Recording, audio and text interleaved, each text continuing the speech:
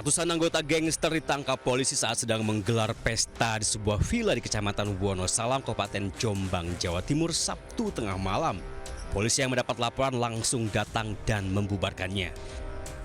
Sebanyak 183 anggota gangster ditangkap dan dibawa ke Mapolres Jombang. AKP Margono, Kasat Reskrim Polres Jombang menjelaskan awalnya para anggota gangster itu mengirimkan pemberitahuan ke polisi bahwa akan menggelar acara silaturahmi yang dihadiri di berbagai daerah di Jawa Timur dan Jawa Tengah.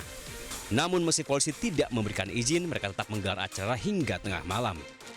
Di lokasi, polisi menemukan barang bukti minuman keras.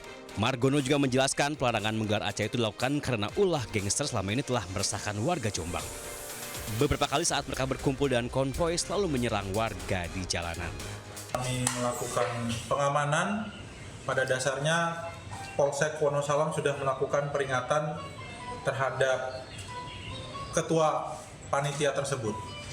Dan pada saat pukul 16.00 ketua panitia sudah dipanggil oleh Polsek Wonosalam untuk dibubarkan, namun tidak diindahkan. Dari Jombang, Jawa Timur, Muhtar Bagus, iNews melaporkan. Ya, pemirsa, hasil pemeriksaan laboratorium forensik terkait kasus kematian diplomat muda Kementerian Luar Negeri Arya Daru Pangayunan diterima Polda Metro Jaya. Saat ini penyidik masih melakukan sinkronisasi dan mengumpulkan alat bukti untuk menemukan fakta.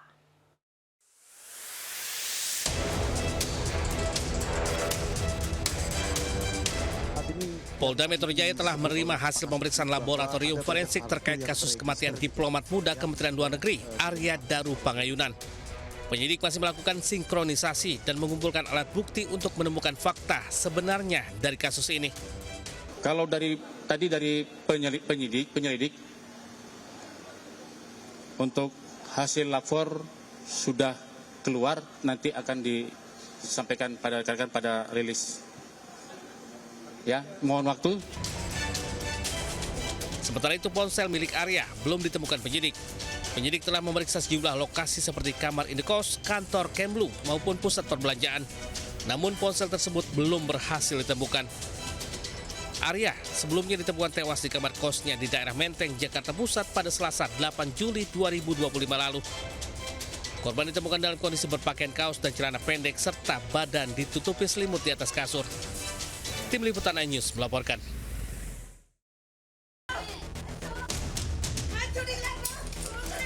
Ibu yang sudah renta di desa Jembangan, Besuki, Probolinggo dianiaya putri kandungnya hingga terjatuh. Wanita berusia 70 tahun ini selalu memilih tidur di mana saja jika badannya telah capek. Korban yang tidur di pinggir jalan dibawa petugas ke panti jompo di Malang. Saat ini, korban telah mendapat perawatan di panti jompo. Warga sekitar sempat kaget dengan peristiwa penganiayaan oleh anak kandungnya. Itu memang benar kejadiannya itu 1,5 bulan mungkin. Kalau tidak salah di tanggal 1 Juni apa kemarin? 4 Juni. Nah, itu memang ada pertengkaran agak memanas Musrika ini dengan Ibu Notaji, ibundanya ini. Nah, pertengkaran tersebut mungkin tidak nemu titik temu, Ibu Notaji diusir, tidak mau pergi. Nah, mungkin karena terlalu lama berdebatnya sampai ada kata-kata seperti itu dan pendorongan terhadap Ibu Notaji. Warga hanya mengetahui korban memiliki 2 anak laki-laki dan 1 perempuan.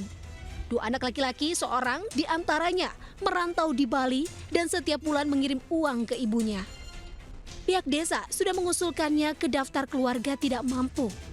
Dari Probolinggo, Jawa Timur, Hana Purwadi laporkan. 2 pria babak belur dihajar massa usai terpergok mencuri motor di Pasuruan, Jawa Timur. Warga bahkan menganiayanya dengan senjata tajam.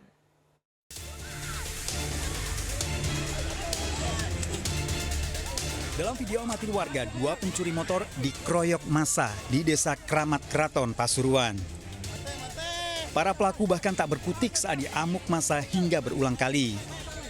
Massa bahkan menganiaya para pelaku dengan senjata tajam. Para pelaku bahkan terjepit di gorong-gorong kecil, diangkat dan diamuk kembali oleh warga. Polisi yang datang membawa kedua pelaku ke Puskesmas Kraton untuk mendapatkan perawatan. Kan di parkir mau ke sawah, misalnya di sawah dari pemuli, ternyata sudah mau diambil sama pelaku di PTN. Satunya ambil di lokasi parkiran sampah, ketemu itu akhirnya dibawa ke mau dibawa ke Balai Desa nggak nyampe. Ketemu masa gitu ya. Usai mendapatkan perawatan, kedua pencuri dan motor digelandang ke Mapolresta Pasuruan beserta barang buktinya motor butut hasil curian.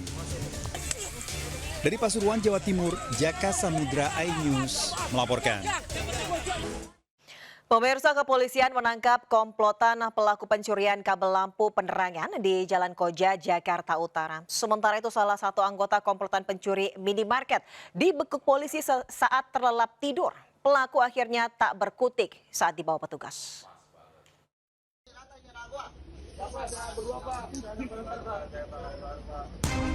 Polisi menggerebek kawanan pencuri kabel bawah tanah di kawasan Koja, Jakarta Utara.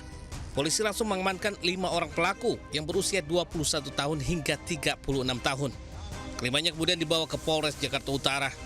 Kepada petugas, para pelaku yang sehari-hari bekerja sebagai juru parkir mengaku nekat mencuri kabel berbahan tembaga untuk dijual ke penadah seharga Rp120.000 per kilogram.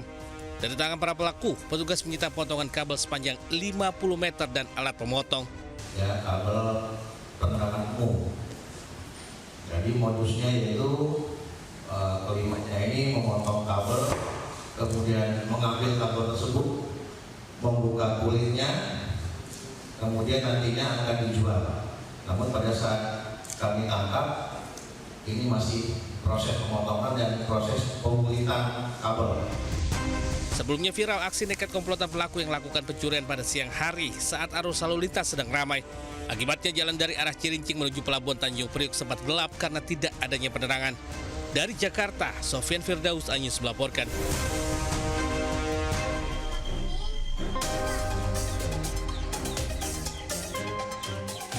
Sedang terlelap tidur, seorang pelaku pencurian digerebek polisi di kamar kontrakannya di Pasar Minggu, Jakarta Selatan. Pelaku berinisial RG akhirnya tak berkutik saat ditangkap petugas. Setelah melakukan pengembangan, polisi juga menangkap pelaku lain di sejumlah lokasi di wilayah Ciputat, Tangerang Selatan. Sebelumnya kawanan ini sempat terekam CCTV saat membobol minimarket di wilayah Srengseng, Kembangan, Jakarta Barat dan Polres Tangerang, Banten. Mereka menggasak puluhan bungkus rokok, minuman serta kosmetik senilai Rp50 juta. Uang hasil penjualannya tersebut dibagi rata untuk memenuhi kebutuhan hidup sehari-hari. Salah satu pelaku yang diamankan petugas ini merupakan residivis dengan kasus yang sama. Mereka beroperasi sekitar pukul 2 pagi dengan cara naik ke lantai 2, itu melalui gedung sampingnya Indomaret, kemudian masuk ke gudang Indomaret di lantai 2 melalui jendela. Para pelaku dijerat pasal tentang tindak pidana pencurian dengan ancaman hukuman 9 tahun penjara. Dari Jakarta, Miftahul Gani iNews melaporkan.